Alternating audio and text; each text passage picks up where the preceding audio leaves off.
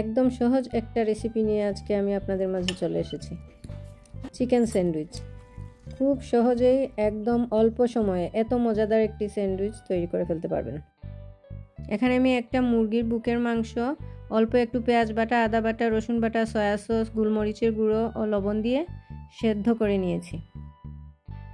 এখানে আমি দিয়ে দিচ্ছি 2 টেবিল চামচ মেয়োনিজ, 1 চা চামচ মরিচের পেস্ট, 2 টেবিল চামচ টমেটো সস, 1/2 চা চামচ কালো গোলমরিচের গুঁড়ো, 1 চা চামচ চিনি ও স্বাদ মতো লবণ দিয়ে এটাকে ভালো করে মিক্স করে নেব।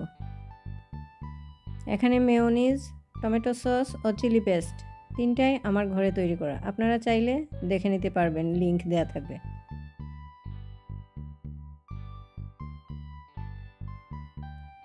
এখানে আমি 2 পিস ব্রেড নিয়েছি, এর মধ্যে আমি সামান্য একটু ঘি ব্রাশ করে দেব।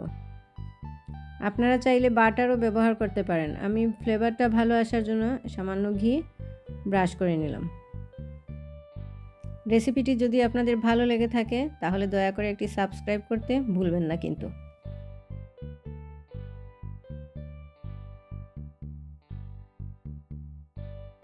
এখন এর উল্টো পাশে মাংসগুলো আমি বিছিয়ে দেব। খুব সহজ একটা রেসিপি, আপনারা যে কোনো সময় অনায়াসে বাচ্চাদের টিফিন বক্সে এটা বানিয়ে দিয়ে দিতে পারেন। বাসায় যদি রান্না মাংস থাকে সেটা দিয়েও আপনারা এভাবে তৈরি করে ফেলতে পারবেন।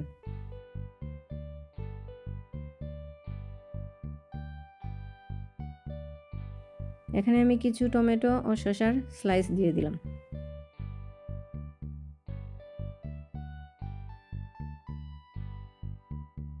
চুলায় একটি গ্রিল প্যান বসিয়ে এখন আমি অল্প একটু ঘি এখানে ব্রাশ করে দেব।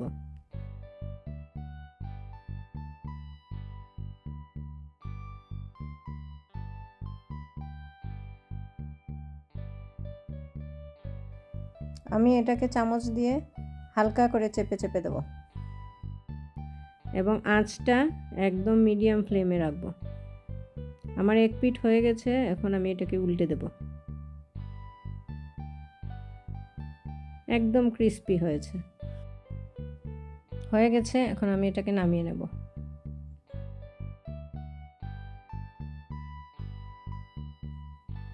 আমি এর ভেতরে একটা লেটুস পাতা দিয়ে দেব। এখন আমি এটাকে 2 ভাগ করে কেটে নেব। খুবই ক্রিস্পি হয়েছে, যেমন ক্রিস্পি তেমন সুস্বাদু। এতক্ষণ যারা আমার ভিডিওটি দেখেছেন তাদেরকে অসংখ্য ধন্যবাদ।